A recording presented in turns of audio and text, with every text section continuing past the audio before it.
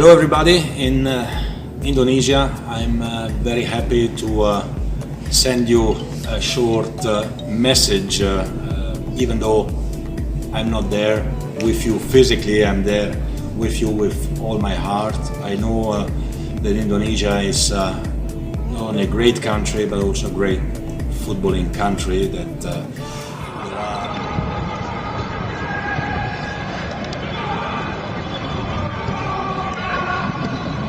Italy.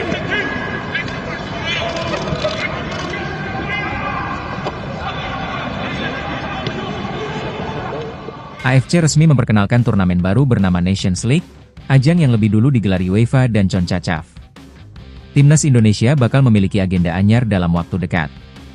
Pada Minggu, 21 Desember 2025, Konfederasi Sepak Bola Asia, AFC, mengumumkan rencana digelarnya Nations League.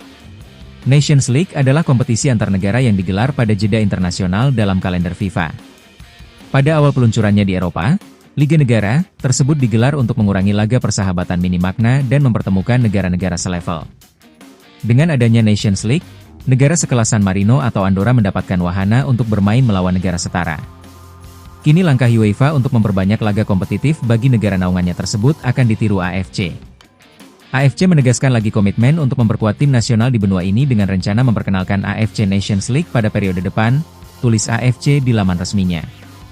Terdapat kebutuhan kompetisi yang lebih terstruktur dan berkelanjutan untuk tim nasional.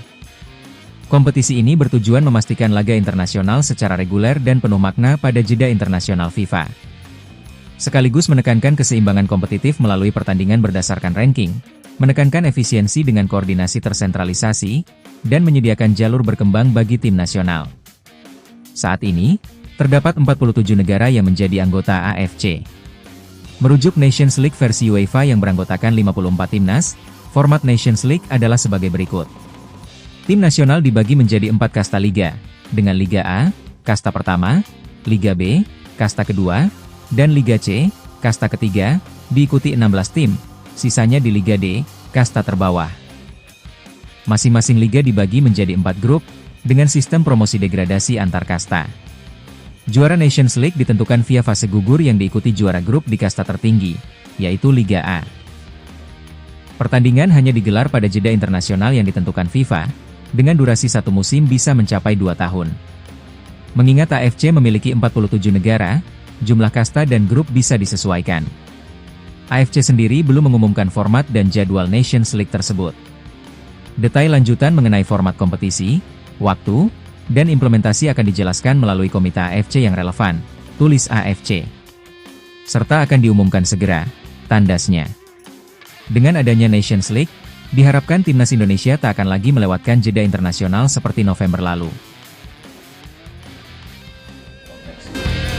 Well, I'm a Newcastle United fan who suffered for 8 years, so hopefully you don't have another 4 years of suffering.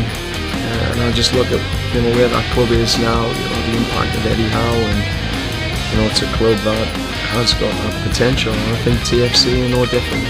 We've had three and a half years of...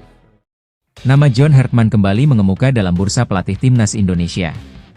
Di tengah belum adanya pengumuman resmi dari PSSI, perhatian justru datang dari luar negeri.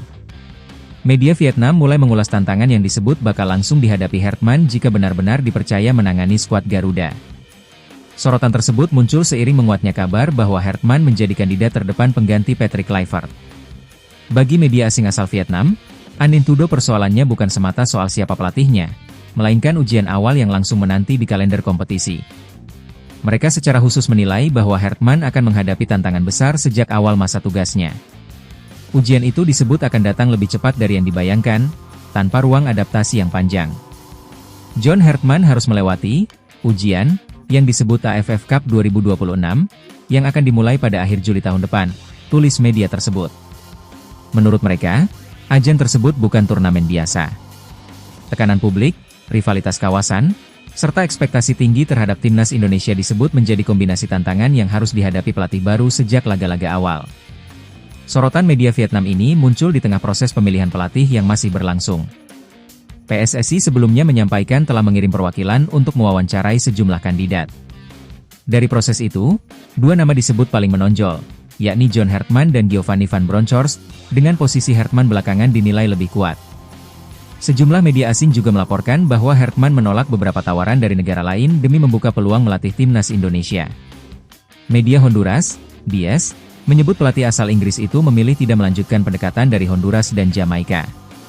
Media Belanda, Voetbal Primeur, turut menguatkan kabar tersebut dengan menyebut Hertman sebagai kandidat terdepan pengganti Patrick Kluivert.